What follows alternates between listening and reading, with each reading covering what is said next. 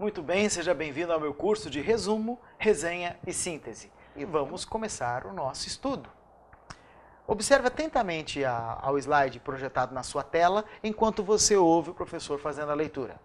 Síntese, resumo, resenha. Síntese, transcrição das principais ideias do autor com as palavras do próprio autor. Resumo, transcrição das principais ideias do autor com as palavras do aluno. Resenha, transcrição das principais ideias do autor com as palavras do aluno. Além disso, o aluno coloca a sua opinião sobre a obra, usando o juízo de valor positivo. Resenha crítica, transcrição das principais ideias do autor com as palavras do aluno. Além disso, o aluno coloca a sua opinião sobre a obra, juízo de valor, além de confrontar a opinião do autor com a de outros autores sobre o mesmo tema. Vamos entender cada uma dessas 4 possibilidades a partir do texto abaixo, retirado de um dos meus livros. Há trechos que se encontram em destaque para facilitar a explicação posterior. Então vamos aqui à parte prática, já aprendendo a fazer uma síntese, depois um resumo e depois uma resenha. Não tem como você tentar resumir sem sintetizar o texto primeiro. Aprenda a estudar o texto. Vários fatores interferem no resultado de uma boa redação, uma vez que está atrelado ao saber estudar. Este livro tem algumas sugestões no tocante ao processo de aquisição e aprimoramento dos hábitos de estudo, bem como caminhos que objetivem tecnicamente o aprendizado do ato de escrever bem. Observe, nós temos o primeiro parágrafo do texto, e neste primeiro parágrafo, em negrito e sublinhado, se encontra o tópico frasal, ou seja, a ideia central do período. No tópico frasal não entram exemplos, não entram adjetivos, você coloca sucintamente a ideia central, montando uma frase com sentido. Você vai sublinhando até montar uma frase que tenha sentido completo dentro daquele parágrafo. Se o texto estiver bem escrito, todo parágrafo tem um tópico frasal. Comecemos por algumas dicas acerca da produtividade nos estudos. Primeira dica. Rotina. Nossa mente condiciona nosso organismo às atividades planejadas e executadas com determinada repetição. Se aí está sublinhado em negrito, é porque este é o tópico frasal do parágrafo. Isso.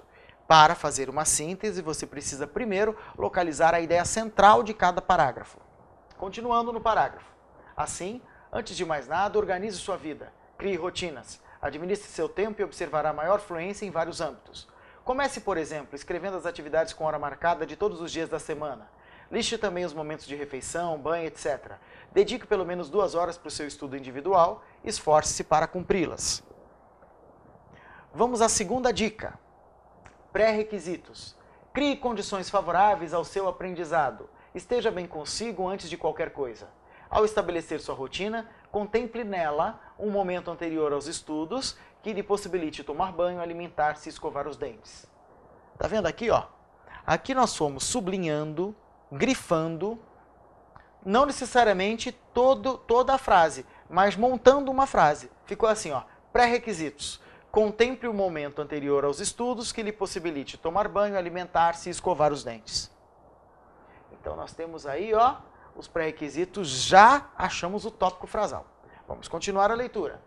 Não se pode esquecer que somos animais, mesmo que racionais, e nossa produtividade, sobretudo a intelectual, está vinculada à questão fisiológica. Além disso, estudos ligados às áreas de nutrição e endocrinologia sugerem 3 grandes refeições intercaladas a 3 mais leves durante o dia.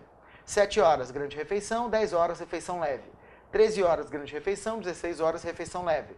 19 horas, grande refeição, 22 horas, refeição leve. Tais horários são aproximados e você pode estabelecer os seus de acordo com o seu dia a dia. Desde que não deixe um tempo superior a 3 horas entre grande refeição, café, almoço e jantar, e refeição leve, fruta, cereal, leite. É praticamente impossível aprender bem estando sujo e com fome. Muito bem. Já estamos aqui na segunda dica e você já localizou o tópico frasal. Calma, que esse é o primeiro passo para começar a fazer uma síntese. Vamos à terceira dica. Ambiente de estudo. Acompanhe na tela enquanto o professor faz a leitura. Não ouse estudar em um ambiente que o silêncio não reine majestoso. Dividir sua atenção com o som da TV, de uma música ou de conversas alheias lhe prejudicará e muito. Não se permita perder seu precioso tempo com aprendizados parciais. Vale lembrar que as pesquisas que dizem que estudar com música é positivo se referem a músicas clássicas ou instrumentais. As demais lhe roubam a atenção. Se você conseguir criar hábito em relação ao ambiente, melhor ainda. Estabeleça, portanto, um cantinho silencioso, que preferencialmente tenha uma mesa e uma cadeira confortável. Lembre-se de que quando você estuda na cama, sofá, chão, etc., geralmente termina com dores musculares e dores na coluna, além de prejudicar e muito seu potencial de aprendizado. Não se esqueça de escolher um lugar arejado e agradável. Escolha um local de silêncio, sala, quarto, cozinha, biblioteca, parque ou praça. Observe aqui comigo, olha, no parágrafo todo, lá no final do parágrafo, a última frase é que tem o tópico frasal. Então nós temos aqui, escolha um local de silêncio, sala, quarto, cozinha, biblioteca, parque ou praça. Repare, é a última frase, é raro. Geralmente o tópico frasal está na primeira frase. Isso, e aqui ele esteve na última. Vamos à quarta dica, acerca da produtividade nos estudos. Material necessário. Acompanhe comigo na sua tela. Não há concentração que resista a excessivas buscas de materiais essenciais para os estudos. Portanto, tenha à mão, antes de começar a estudar, as ferramentas para que um bom trabalho aconteça. Para estudar português ou redação, por exemplo, você precisa de dicionário, gramática, livro didático ou apostila, lápis, borracha, caneta, régua, muitas folhas para rascunho e, sobretudo, considerável vontade de aprender. Caso você tenha seguido a dica anterior, que sugeriu uma mesa de estudos, deixe nela tudo o que você precisar em termos de material didático ou de apoio, para que, com a otimização do tempo, você se supere no cumprimento de seus objetivos acadêmicos. Com todos os recursos materiais necessários, você terá maior chance de ativar seus recursos intelectuais. Muito bem, olha, observe que você tem novamente um parágrafo que dá a quarta dica acerca do material. E logo aqui no início você já tem a frase que resume todo o parágrafo. Material necessário, tenha à mão, antes de começar a estudar, as ferramentas para que um bom trabalho aconteça. Quinta dica, observe na sua tela.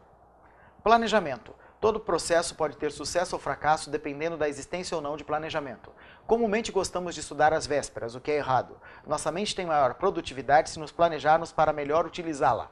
Se você for estudante, por exemplo, revise nas suas 2 horas de estudo individual em casa apenas as matérias vistas naquele dia na escola. Você se recordará com mais facilidade dos conteúdos, melhorando sua performance nos exercícios de fixação e revisão do que foi ensinado na escola. Talvez você precise de alguns dias para se organizar e começar a vivenciar uma rotina mais produtiva. Estude as matérias vistas naquele dia no colégio, se quiser que todas as dicas anteriores gerem resultados. Aqui, mais uma vez, lá no final do período, a gente consegue ter o tópico frasal sobre o planejamento. Estude as matérias vistas naquele dia no colégio. Vamos ao último parágrafo do texto.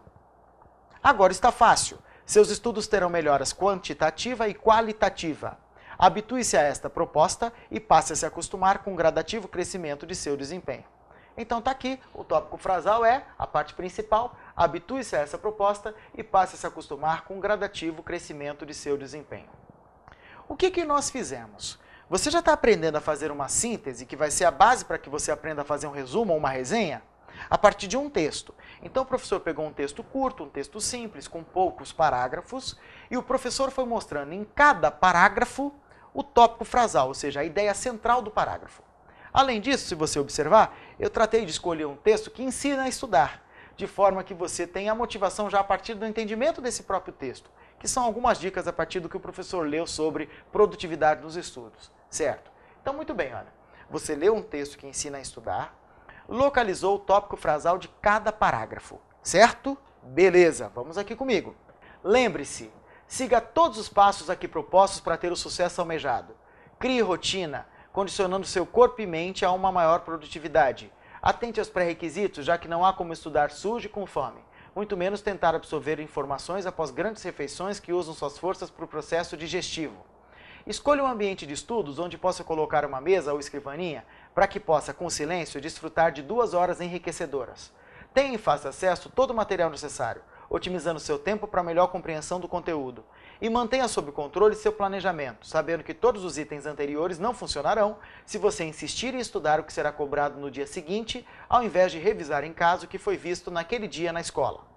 Então, esse texto todo eu tirei do meu livro Jonas Rodrigo Gonçalves Sou Eu, Redação em Concursos Públicos e Vestibulares, está na 2ª edição, editado pela editora Vesticom de Brasília no ano de 2008. Observe agora um exemplo simples de uma explicação das 4 técnicas aqui sugeridas: síntese, resumo, resenha e resenha crítica.